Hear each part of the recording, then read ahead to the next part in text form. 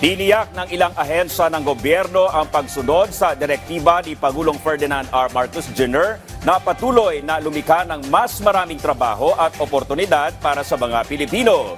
Yan ang ulat ni Bien Manalo Live. Bien.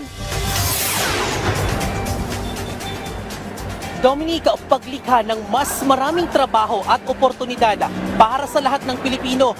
Yan ang pangako ng Department of Labor and Employment o DOLE. Alinsunod na rin sa direktiba ni Pangulong Ferdinand R. Marcos Jr. sa kanyang ika-4 na State of the Nation Address.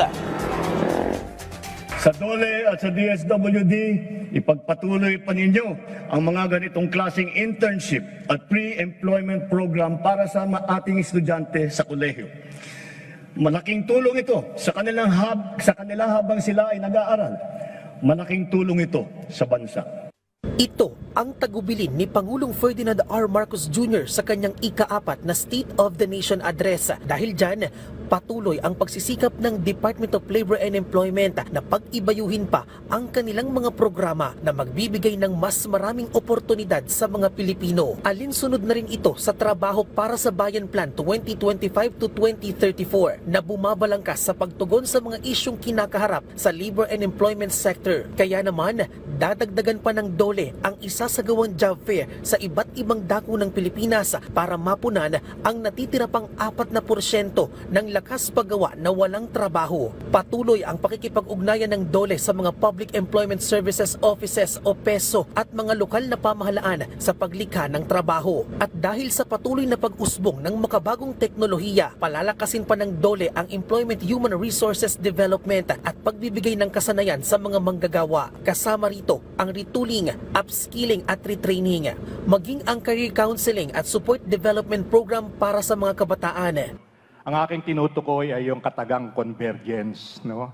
Pagsasama-sama, pagtatagpo, pagkakaisa at pagsasanib ng puwersa ng mga departamento. Dahil halos lahat naman ng mga departamento ay mayroong kaugnayan sa usapin ng paggawa at panghanap buhay. Kaya malaki ang pasasalamat ni Jennifer sa mga job fair ng DOLE, lalo na sa mga gaya niyang senior high school graduate. Salamat din po sa DOLE na may opportunity po na ganyang job fair po sa bawat isa po. Nakakatulong po sa mga kabataan na gusto na rin po magtrabaho.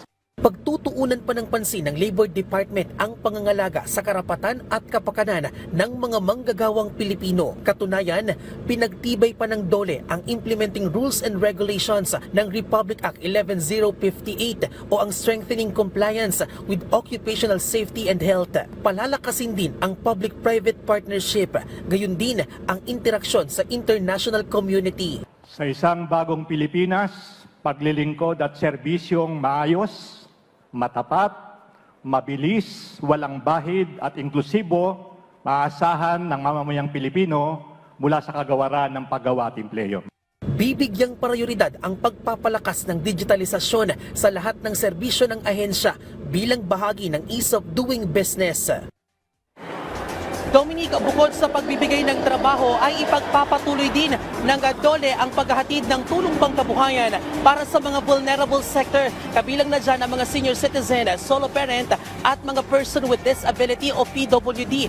Patuloy ding susuportahan at tutulungan ng ahensya ang mga micro, small sa paglago ng ekonomiya ng Pilipinas. At yun ang update. Balik sa Dominic. Alright, maraming salamat, Bien Manalo.